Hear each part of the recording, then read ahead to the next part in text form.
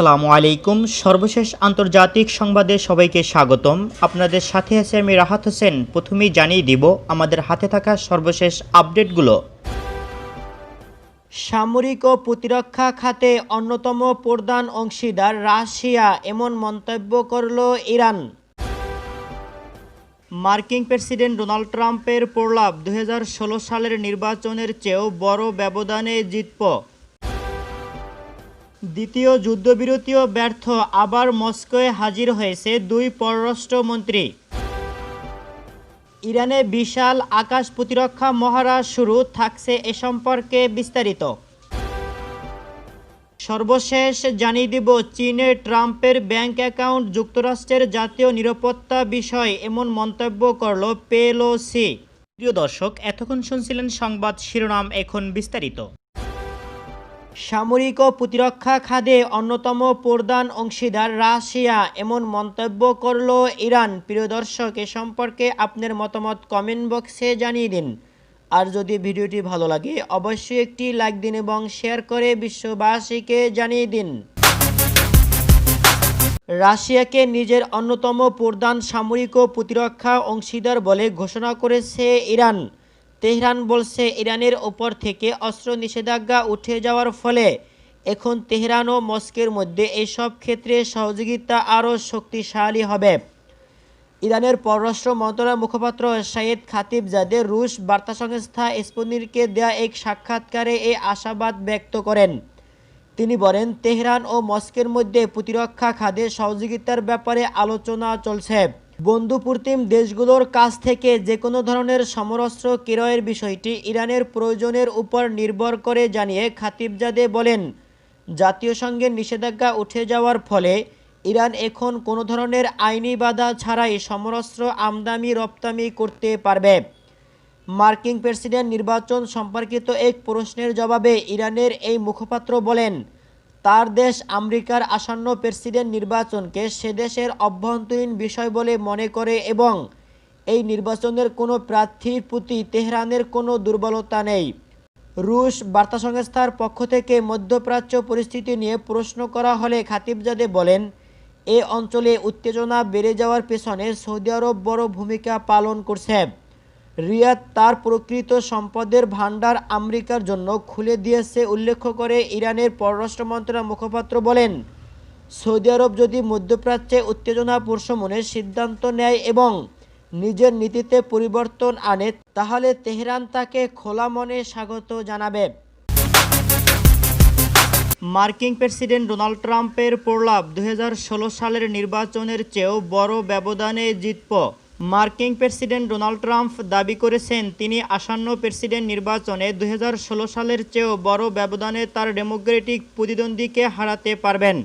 মার্কিন যুক্তরাষ্ট্রে পরিচালিত সবগুলো জনমত জরিপ যখন আসন্ন নির্বাচনে ট্রাম্পের হেরে যাওয়ার ইঙ্গিত দিচ্ছে, তখন এ দাবি করল তিনি।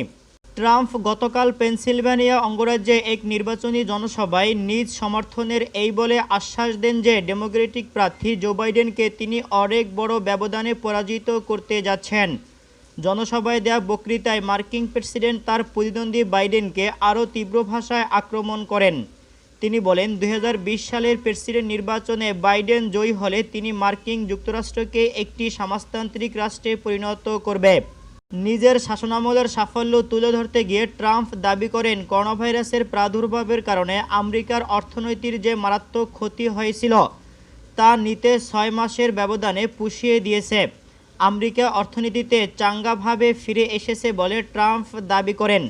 মার্কিন প্রেসিডেন্ট তার দেশের অর্থনীতি সম্পর্কে এমন সব দাবি করলেন যখন সম্প্রতি খবর বেরিয়েছে প্রাণঘাতী করোনাভাইরাস মহামারীর কারণে আমেরিকায় আরও অত্যন্ত 80 লাখ মানুষ মারাত্মক দরিদ্রের কবলে পড়েছে। গত মে মাসে আমেরিকায় বসবাসরত গরিব মানুষের সংখ্যা ছিল শতকরা 14.3 ভাগ। সেপ্টেম্বর মাসে তা বেড়ে দাঁড়িয়েছে 16.7 ভাগে। New York university centre for poverty and social policy এই তথ্য জানিয়েছে। দ্বিতীয় যুদ্ধবিরতিও ব্যর্থ, আবার মস্কোয় হাজির হয়েছে দুই পররাষ্ট্রমন্ত্রী। আজারবাইজান ও আর্মেনিয়ার মধ্যকার দ্বিতীয় যুদ্ধবিরতি চুক্তিও ব্যর্থ হয়েছে, তবে সংঘাত বন্ধে কূটনৈতিক প্রচেষ্টা অব্যাহত রয়েছে। এর অংশ হিসাবে আজারবাইজান ও আর্মেনিয়ার পররাষ্ট্রমন্ত্রীরা মস্কো সফরে গেছেন। একই বিষয় নিয়ে দুই পক্ষ ওয়াশিংটনে মার্কিন পররাষ্ট্রমন্ত্রী মাইক পম্পেওর সঙ্গে বৈঠক করবে। এর কয়েকদিন আগে মস্কো গেলেন তারা। নাগোর্নো কারাবাখের সংঘাত এরই মধ্যে চতুর্থ সপ্তাহে গড়িয়েছে। রাশিয়ার সঙ্গে পরামর্শ করার জন্য আজারবাইজানের পররাষ্ট্রমন্ত্রী জেইহুন রায়ান গতকাল মস্কো পৌঁছেছেন।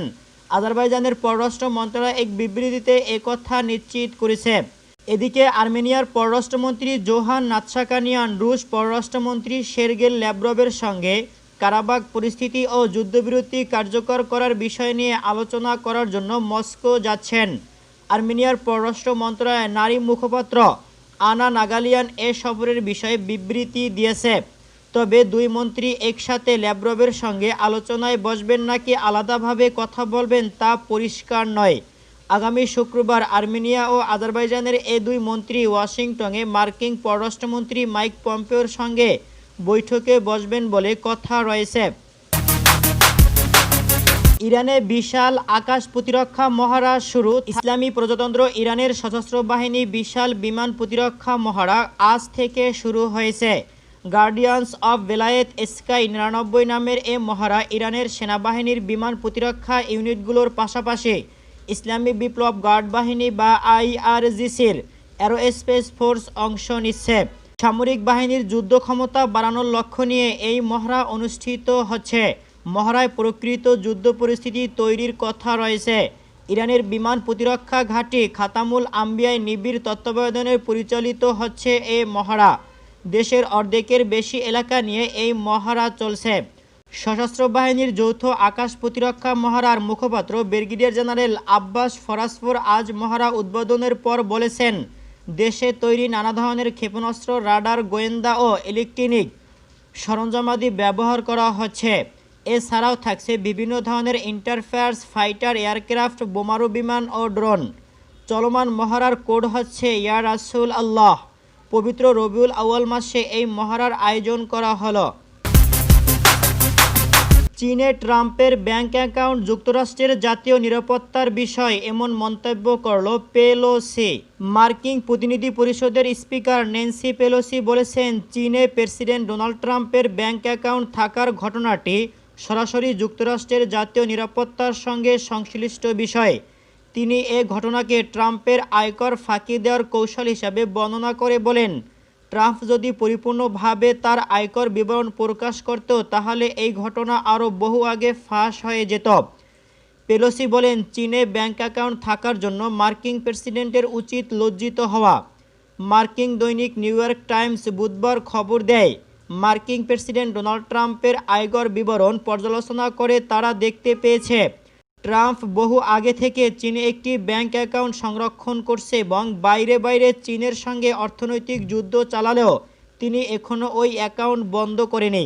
পত্রিকাটি লিখেছে, ট্রাম্পের হোটেলগুলো পরিচালনার দায়িত্বে থাকা ব্যক্তি ওই অ্যাকাউন্টটির দেখভাল করে এবং 2013 থেকে 2015 সাল পর্যন্ত এই অ্যাকাউন্ট থেকে চীনকে $1,88,581 সমপরিমাণ অর্থ আয়কর প্রদান করা হয়েছে।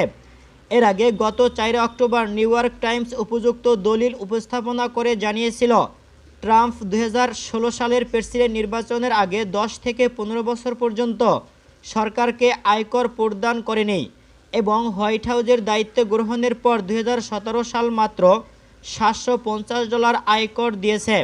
চীনে ট্রাম্পের ব্যাংক অ্যাকাউন্ট থাকার তথ্য এমন সময় প্রকাশিত হলো যখন মার্কিন প্রেসিডেন্ট নির্বাচনের আর 2 সপ্তাহেরও কম সময় বাকি আছে এবং আয়কর ফাঁকি দেওয়ার বিষয়টিকে মার্কিন জনগণ অত্যন্ত স্পর্শকাতর বিষয় বলে মনে করে।